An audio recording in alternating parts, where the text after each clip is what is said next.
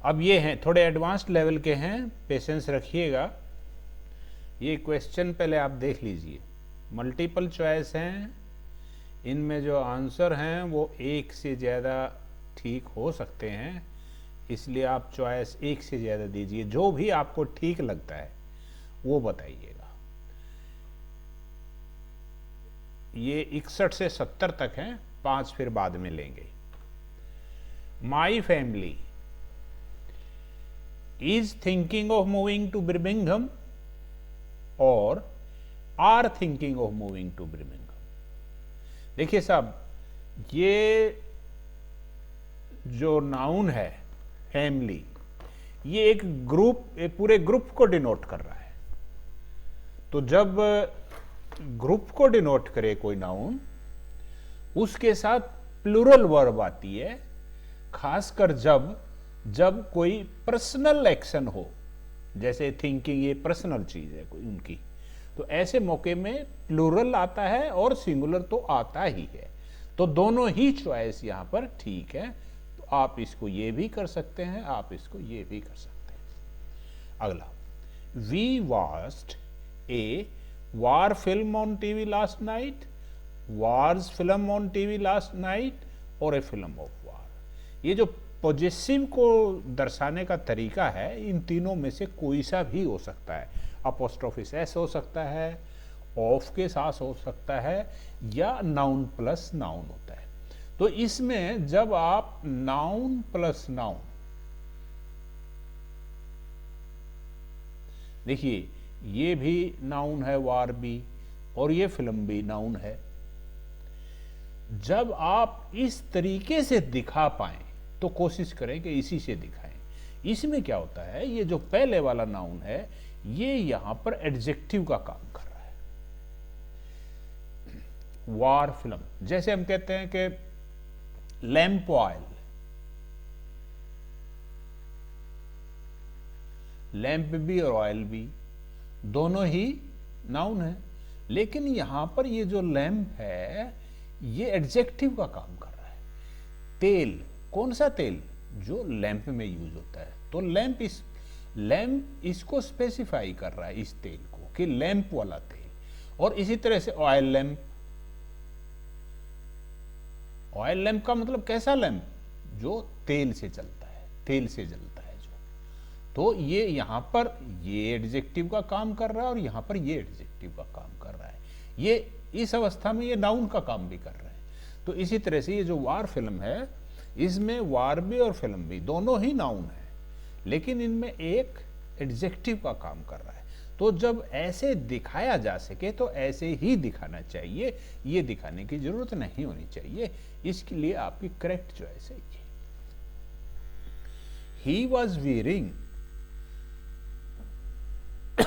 Riding boots. ये देखिए साहब, जब डिफरेंट एडजेक्टिव्स आते हैं, एक से ज्यादा एडजेक्टिव्स यूज होते हैं किसी नाउन के लिए, जैसे इसमें है बूट्स, इसके साथ हमने 1 2 3 4 5 एडजेक्टिव एक साथ लगाने हैं। तो इसका तरीका यह है कि आप ये लिख लें, गो, सो, SSA और फिर कॉम, इससे आपका दिख जाएगा। गो का मतलब है जनरल ओपिनियन। जनरल ओपिनियन वो होता है जो किसी भी चीज के बारे में हो सकता हो, जैसे ब्यूटीफुल, ब्यूटीफुल कुछ भी हो सकता है। आप किसी पेन को भी ब्यूटीफुल कह सकते हो, किसी व्यक्ति को भी ब्यूटीफुल कह सकते हो, फ्लावर को भी ब्यूटीफुल कह सकते हो, आइडिया को भी ब्यूटीफुल कह सकते हो। तो अगर ऐसा कोई एडजेक्टिव है जो जनरल ओपिनियन बताए, उसको सबसे पहले लिखना चाहिए। फिर होता है स्पेसिफिक ओपिनियन। स्पेसिफिक ओपिनियन किसी वस्तु विशेष का ही होता है, मतलब हर किसी के साथ वो प्रयोग नहीं हो सकता। जैसे इंटेलिजेंट, आप पेन को इंटेलिजेंट नहीं कह सकते, आदमी को इंटेलिजेंट कह सकते हैं। तो ये स्पेसिफिक है, स्पेसिफिक ओपिनियन है, इसको लो। फिर ये जो आपका है ये साइज को दिखाता है, पहला एस। ये दूसरा शेप को दिखाता है, ये एज को दिखाता है, ये साइज, शेप और एज, ये इनके बाद आएंगे।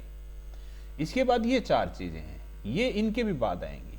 इसमें जो सी है ये कलर को दिखाता है, ये ओ है ये ओरिजिन को दिखाता है, ओरिजिन को हो या कंट्री को हो। ये ए ये मटेरियल को दिखाता है, और ये जो पी है ये पर्पज को दिखाता है। इसमें देखिए क्या क्या है, रेड कलर आ गया जी। उसके बाद क्या है, ओल्ड ये एज, ये उसके बाद स्पेनिश ये ओरिजिन हुआ, उसके बाद लेदर ये मटेरियल हुआ, और फिर राइडिंग ये तो लास्ट में उसने अपने आप ही लगाया है। तो इसमें आप देखिए पहले नंबर पर सब इनमें इसी सीक्वेंस से देखिए, सबसे पहले क्या है एज, एज वाले को लीजिए, उसके बाद कलर वाले को लीजिए, उसके बाद ओरिजिन वाले को, और उसके बाद मटेरियल वाले को। अब देखो सबसे पहले कौन सा हुआ, एज, एज ये ओल्ड, तो और ये सी और बी बच गए हमारे पास। उसके बाद है कलर, ये इसमें क्या आ गया, मटेरियल आ गया, तो हमारी चॉइस सी ठीक है।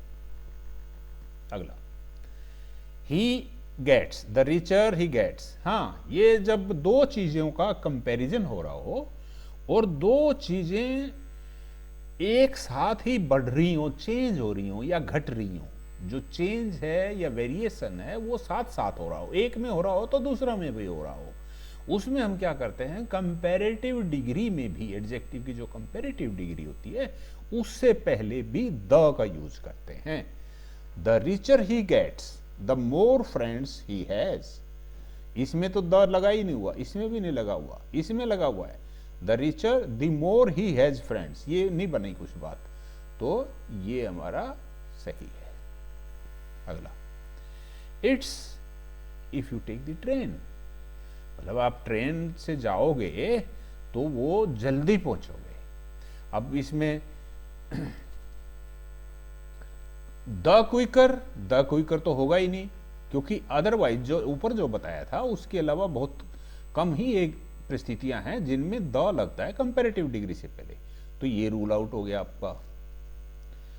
अब बचे हैं 3 में से देखिए जो यहां पर आपका नाउन नहीं लगेगा इसके बाद, जब डिग्री से पहले, चाहे वो कंपैरेटिव डिग्री हो चाहे वो सुपरलेटिव डिग्री हो, उसके बाद में अगर नाउन नहीं आ रहा है तो इस द वाले की जरूरत नहीं होती है, तो ये भी नहीं आएगा। अब ये क्विकेस्ट बचा है एक, तो अगर आप सबसे पहले पहुंचोगे तो क्विकेस्ट कर दो, और अगर दो चीजों को कंपेयर कर रहे हैं तब आप क्विकर कर दो, क्योंकि ये रेफरेंस से ही पता चलेगा कि ये दो के साथ कंपेयर कर रहा है या सबसे कंपेयर कर रहा है, इसलिए क्विकर और क्विकेस्ट, द कोई से में भी नहीं आएगा। अब देखिए, ही इज वेरी अनोइंग और he is being very annoying, दो परिस्थितियां। देखो, जब आप किसी के बिहेवियर को या कंडक्ट को, इन चीजों को बता रहे हो, तब आप उसके साथ बीइंग भी लगा सकते हैं और वैसे भी उसको लिख सकते हैं, जैसे ही इज क्या लगाएंगे आगे, annoying, he is very annoying, ऐसा भी कह सकते हैं। He is being very annoying, ये भी कह सकते हैं इसमें। लेकिन अगर आप फीलिंग्स को बता रहे हैं तब आप बीइंग वाला नहीं लगाएंगे, जैसे ही इज, फिर आप क्या उसको क्या कहेंगे, depressed, he was very depressed yesterday, he was being very depressed नहीं कहेंगे, क्योंकि वो फीलिंग्स की बात है और ये बिहेवियर की बात है, अनोइंग। तो यहां पर तो दोनों पॉसिबल हैं। अगला, that can't be Roger at the door, it's too early, वो बता रहा है कि बहुत जल्दी है, वो तो हो ही नहीं सकता। तो आप कांट भी लगा सकते हैं, कुडंट भी लगा सकते हैं, बट मस्ट नॉट नहीं लगा सकते। मस्ट नॉट का क्या फर्क होता है, मस्ट नॉट का मतलब जहां पर आप लगाते हैं ना, इट मस्ट बी मोहन, ये तो ठीक है, लेकिन जब आप नेगेटिव करेंगे तब आप कांट करेंगे। इट कांट बी, कांट या can not, it can't be Mohan, यहां मस्ट नॉट नहीं लगाते हैं। पॉजिटिव अफर्मेटिव सेंटेंसेस में तो लगाते हैं मस्ट, जब इसका नेगेटिव बनाते हैं तो कांट या कुडंट करते हैं, मस्ट नॉट नहीं करते। तो ये गलत स्ट्रक्चर हो जाएगी अगर आपने बी को चॉइस बना दिया तो। अगला, at last after 3 days they could get to the top, they managed to get, they succeeded to get, they were able to। देखिए succeeded to तो नहीं आएगा, ये तो नहीं आएगा बिल्कुल भाई। succeeded in getting ऐसा तो हो सकता था, तो ये तो इसलिए कट गया। अब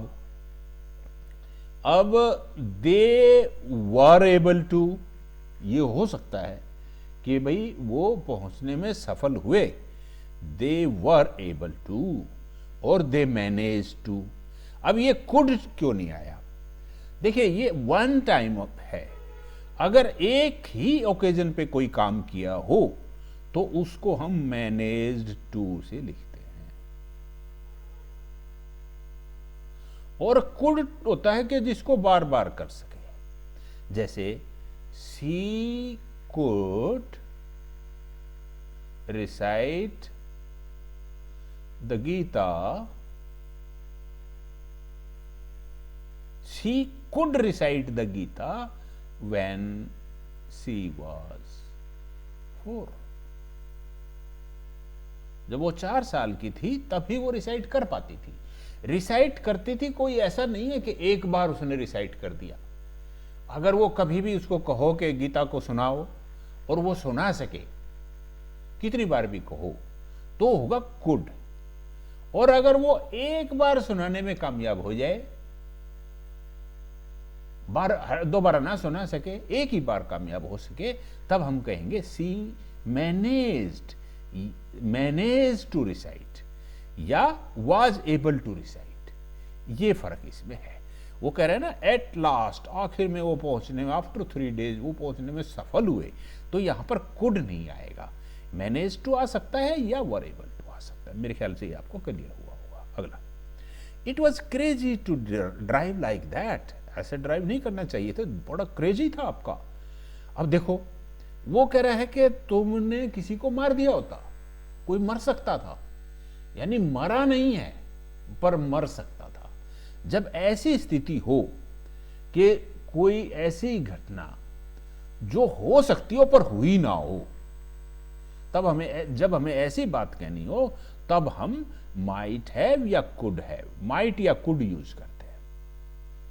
तो you might have killed somebody, तो कोई मर सकता था, तुम किसी को मार सकते थे पर मरा नहीं है। इसी तरह से you could have killed somebody, पर मरा नहीं है, यू कुड हैव या माइट हैव। आई वंडर, क्या कह रहा है? I wonder if John this evening, ये अगले और देख लीजिए। 74-75 तो इसमें है ही नहीं, चलो फिर देखेंगे उनको, 73 तक ले लीजिए अभी। देखिए, I wonder if John will phone this evening, phones this evening. इसमें क्या है कि इसमें ये एक तरह का इनडायरेक्ट क्वेश्चन है, और जब इनडायरेक्ट क्वेश्चन हो तो जो इफ वाला क्लोज है उसमें आप फ्यूचर टेंस यूज करते हैं। आमतौर पे तो इफ और व्हेन के बाद प्रेजेंट टेंस आप यूज करते हैं ना, लेकिन अगर वो इनडायरेक्ट क्वेश्चन है, ये कह रहा है कि पता नहीं वो करेगा कि नहीं करेगा, आई वंडर, तो यहां पर आप विल फोन यूज करेंगे। Who has given you that ring, who gave you that ring. ये जो पास्ट सिंपल और प्रेजेंट का फर्क है, इसमें थोड़ी सी बात ध्यान रखने की ये है, सिंपल, पास्ट सिंपल और प्रेजेंट परफेक्ट।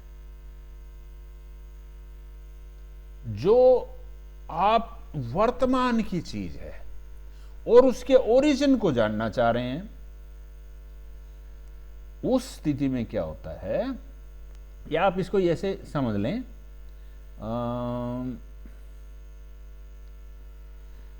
जब आपने किसी प्रेजेंट चीज के ओरिजिन को जानना हो, कोई वर्तमान की स्थिति है और उसका ओरिजिन आप जानना चाहते हैं कि ये कैसे हुआ, तो आपने पास्ट सिंपल लगाना है। ये बात आपने ध्यान रखनी है। इसमें देखिए, आप इस रिंग तो है अभी आपके पास, लेकिन इसके आप ओरिजिन को जानना चाहते हैं कि किसने आपको दी। किसने दी है नहीं, किसने दी थी, तो गेव आएगा यहां पर, हैज गिवन नहीं।